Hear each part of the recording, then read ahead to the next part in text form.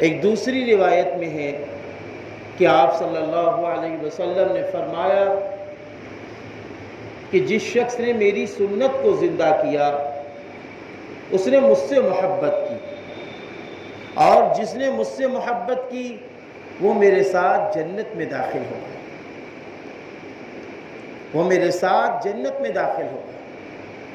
ایک تیسری روایت میں ہے کہ آپ صلی اللہ علیہ وسلم نے فرمایا جس شخص نے ایسے موقع پر جب میری سنتیں مٹائی جا رہی ہوں، ایسے موقع پر میری ایک سنت کو زندہ کیا، اس کو 100 شہیدوں کا ثواب ملے گا۔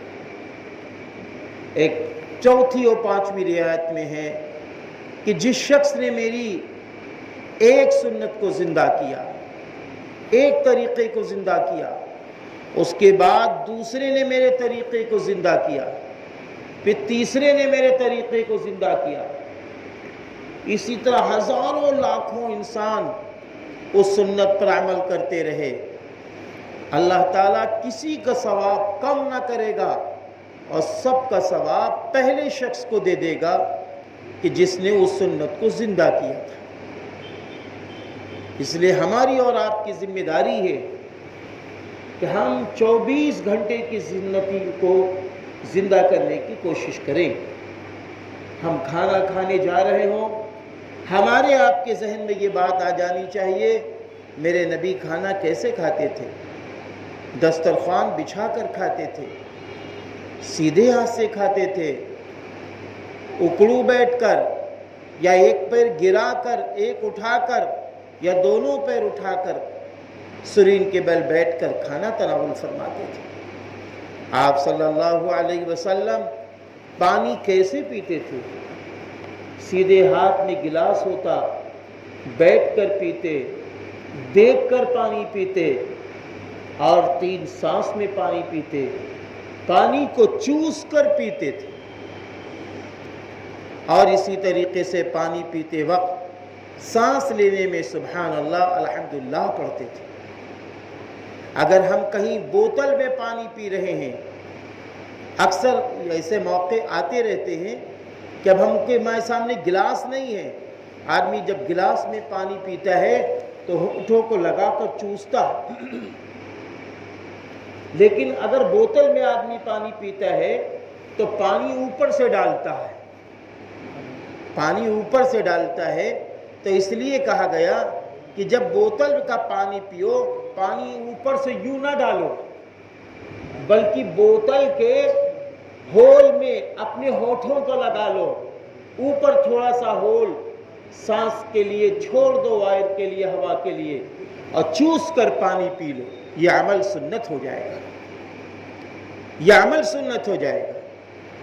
اسی طرح آپ صلی اللہ علیہ وسلم گھر میں داخل ہوتے تھے تو گھر میں داخل ہوتے ہوئے بسم اللہ پڑھتے تھے،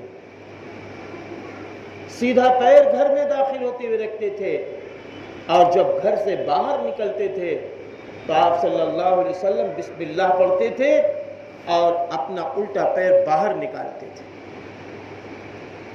ٹوائلٹ میں آپ صلی اللہ علیہ وسلم جا رہے ہیں، پہلے الٹا پیر رکھ رہے ہیں، اس کے بعد سیدھا پیر۔ جب ٹوائلٹ سے باہر نکلتے ہیں پہلے سیدھا پیر نکالتے ہیں، اس کے بعد الٹا پیر نکالتے ہیں، دعائیں پڑھتے ہیں۔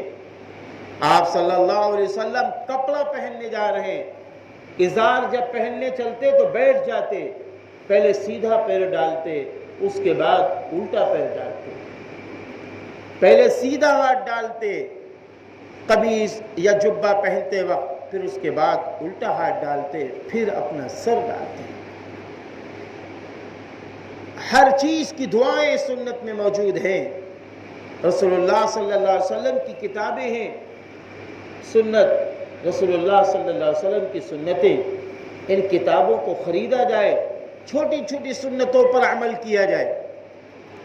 آپ صلی اللہ علیہ وسلم جب سواری پر سوار ہوتے تو پہلے سیدھا پیر رکھتے، اور پھر اس کے بعد جب آپ اترتے تو الٹا پیر اتارتے، الٹا پیر اتارتے۔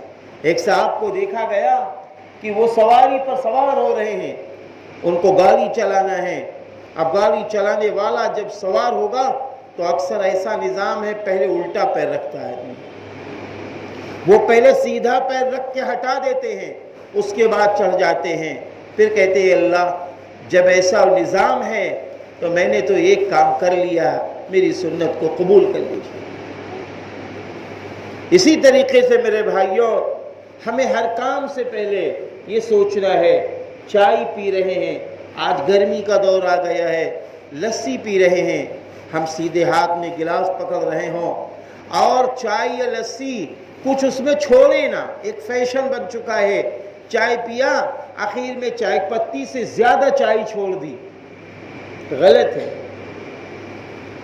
آپ صلی اللہ علیہ وسلم نے فرمایا کہ جس برتن میں تم کھاؤ پیو اس کو صاف کرو, تو وہ برتن بھی دعا دے دیتا ہے کہ اللہ اس کو جہنم سے بچا لے, اس لیے کہ اس نے شیطان کی منہ لگنے سے مجھے بچایا ہے.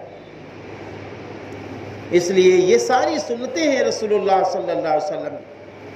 آپ صلی اللہ علیہ وسلم کی سنت ہے کہ جب کسی شخص کو دیکھیں تو پہلے سلام کرے, اور کوئی سلام کرے اس کا مسکرا کر جواب دینا.